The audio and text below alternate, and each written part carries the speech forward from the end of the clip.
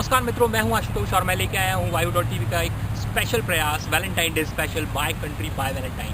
My country my Valentine में हम बात करेंगे उन प्रेम कहानियों की जिन्होंने इस देश के भाग्य यानी मुस्तकबिल पर असर डाला है और वो प्रेम कहानियाँ आज भी इस देश में प्रासंगिक हैं।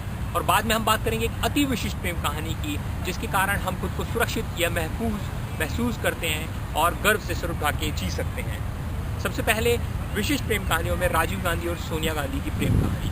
राजीव गांधी इस देश के संभवतः इस विश्व के सबसे शक्तिशाली राजनीतिक परिवारों में से एक के सदस्य थे जब उन्होंने सोनिया गांधी को अपने जीवन साथी के रूप में चुना। सोनिया गांधी एक अति साधारण परिवार की सदस्य थी। उनके इस चॉइस में, उनके सिलेक्शन से ये सिद्ध होता है कि राजीव गांधी को लोगों से प्रेम करना सिखाया गया था। उनके संस्कार, उनका ब्रॉटअप इस प्रकार का था जिसमें किसी तरह का क्लास सेंस नहीं था, जो एक अनुकरणीय उदाहरण है। वहीं सोनिया गांधी वेस्टर्न होने के बावजूद राजीव गांधी के जीवन की समाप्ति के बाद भी अपने प्यार को, अपने संबंध को निभाती रही। यह भी एक अनुकरणीय उदाहरण है। इंसान की होप यानी कि आशा खत्म हो जाए तो उसके बाद भी दूसरों के लिए तो आशा का केंद्र बन ही सकता है। यह सोनिया गांधी ने अपने जीवन से सिद्ध किया। हालांकि वायु डॉट टीवी उनकी राजनीतिक पॉलिसीज़ यानी कि जो उनकी सोशलिस्ट तरह की पॉलिसीज़ है उनसे सहमत नहीं है, किंतु फिर भी उनके अंदर जो भावनात्मक और आध्यात्मिक विकास प्रेम के द्वारा हुआ है उसकी हम सराहना करते हैं, उसे हम अनुकरणीय मानते हैं।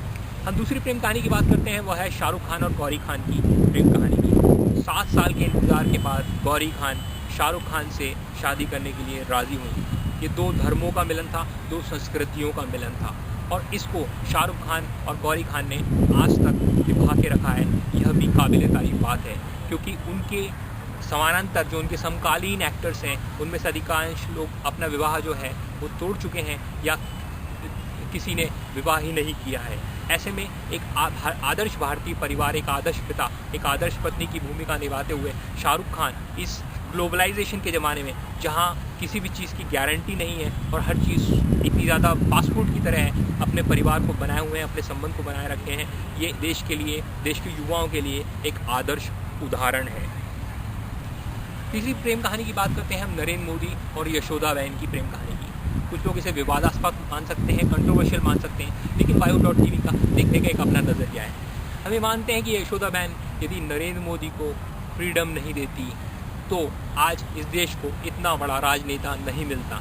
वहीं नरेंद्र मोदी देश के प्रेम में यानी अपने जो राष्ट्र निर्माण की भूमिका है उसमें, उस हवन में अपनी आहुति देते रहे और उन्होंने दूसरे बीच में कहीं डगमगाए नहीं, कहीं विवाह आदि के बारे में सोचा नहीं।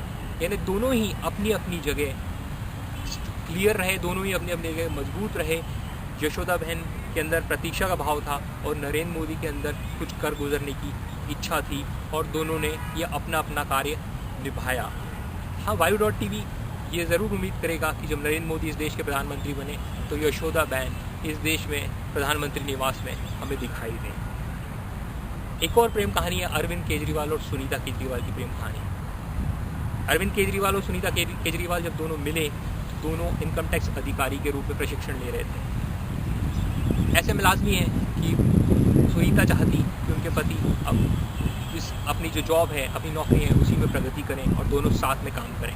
लेकिन अरविंद केजरीवाल ने एक अलग रास्ता चुना, एक आंदोलनकारी का रास्ता चुना, एक समाज सेवी का रास्ता चुना जिसमें किसी भी तरह के आय के कोई साधन नहीं थे। उसमें सुनीता केजरीवाल ने उनकी पूरी मदद की कई सालों तक।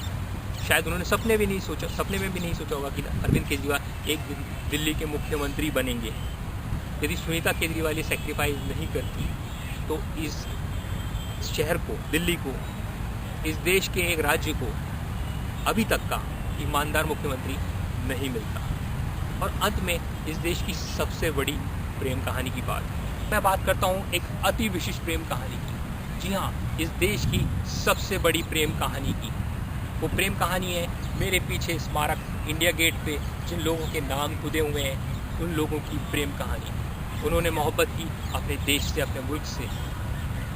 आप शायद उन्हें नाम से ना पहचान पाएँ, जिनके नाम आपके सामने रख दिए जाएँ या उनके चेहरे आपके सामने प्रस्तुत कर दिए जाएँ तो आप शायद उन्हें ना पहचान पाओ ये लोग कौन हैं।